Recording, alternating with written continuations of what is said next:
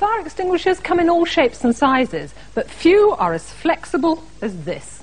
All it is a plastic tube designed to fit anywhere where there's a fire risk. Well, Peter's outside, ready to try it out. Peter.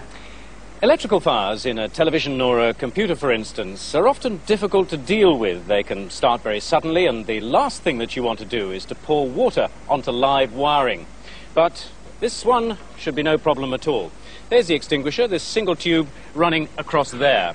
Now, if we just add a bit of fire, there we are, well and truly alight, and there goes the extinguisher, and there go the flames.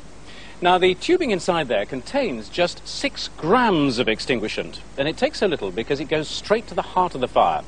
As the flames heat the tubing, they weaken it, and because the liquid inside is under pressure, it ruptures the tube at the weakest point, so the extinguishant is released as a gas in exactly the right spot.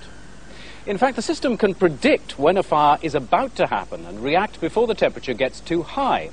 Now, you can vary the temperature at which the tube goes off simply by adjusting the amount of pressure that there is initially inside with the liquid. Now, clearly, because I'm just using a heat gun, this one's designed to go off at a very low temperature.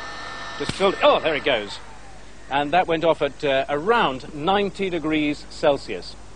Because you can vary the shape and the critical temperature, these tubes can be used in anything from cable ducts to litter bins. In fact, one has just come back from a grueling journey across the Sahara Desert in the Paris-Dakar Rally. With 60 gallons of petrol on board, this was clearly a very big fire risk, and in an accident, the driver, Dick Partridge, might not have been in a fit condition to operate a manual extinguishing system. But this would put out the fire. The tubes, in fact, run all the way around the vehicle, but the only ones that you can see at the moment are these ones up in the bonnet, and in this case they've been connected to an additional can of extinguishant down here, because in an engine you could expect a big fire. Now, so confident are they that this will put out a fire that we've got an explosive expert here who's going to detonate a small explosive charge to see if it will work. So when I stand back, let's see what happens. There it goes. Plenty of flames coming out through the bonnet there, but oh, there goes the extinguisher. You can hear it spitting out its gas, and no sign of any flames. I think it's safe to open the bonnet now.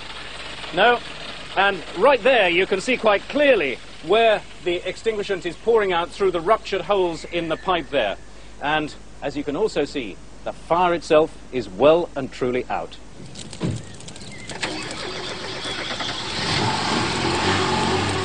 Indeed, the pre-race trials of the system were so impressive that David Melton was encouraged to explore other uses for what he'd designed.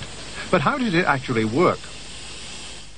The heat of the fire will cause the tube to burst at the hottest place and deliver the extinguishing gas to the very heart of the fire.